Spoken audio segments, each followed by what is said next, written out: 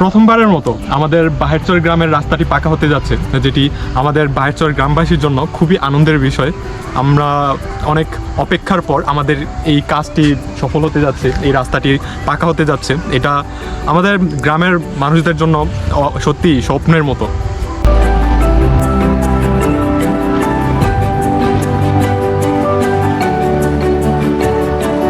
আজকের এই ভিডিওতে আমি আপনাদেরকে দেখাবো আমাদের গ্রামের যে রাস্তার কাজটি হচ্ছে এটির কিছু কিছু অংশ।